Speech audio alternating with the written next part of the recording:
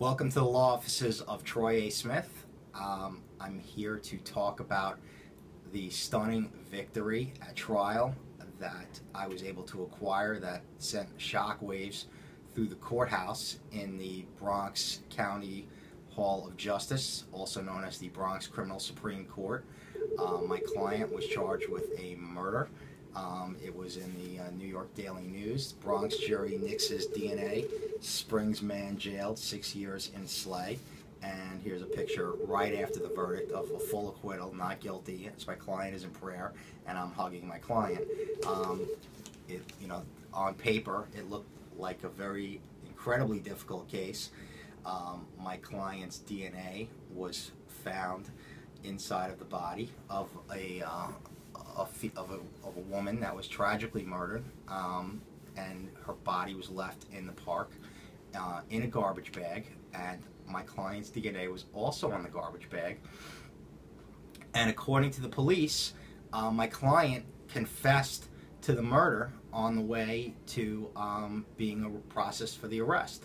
So the district attorney's office believed that they had a slam dunk conviction. However, as a former murder prosecutor myself in New York City, I know that every case has, no case is perfect.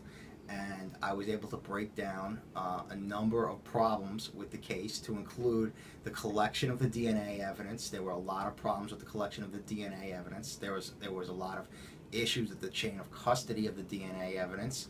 And most importantly, the victim was bound with duct tape, and the DNA exonerated my client. It showed that he was not the source of the DNA evidence, that there was another person other than the female, the deceased in the case. There was another person that was responsible for it.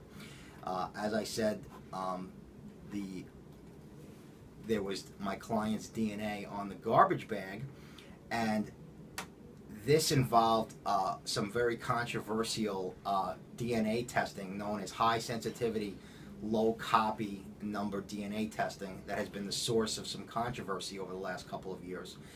Judge Dwyer in Brooklyn recently refused to allow high sensitivity DNA testing into court, and in our case the judge did in fact allow it, but the jury did hear that there were problems with this kind of DNA evidence. And the police in our case said that my client admitted to the homicide. However, the statement was never recorded, and there were major issues with the credibility of the police officer.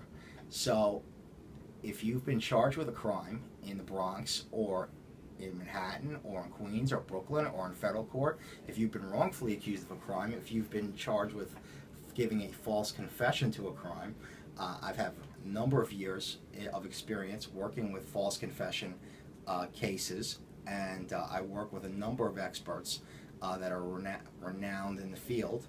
And if you've been wrongfully charged with a crime of homicide or any other type of crime, and the police are saying you gave a confession to a crime, and it's a false confession, I urge you to contact my office, the law offices of Troy A. Smith. Thank you.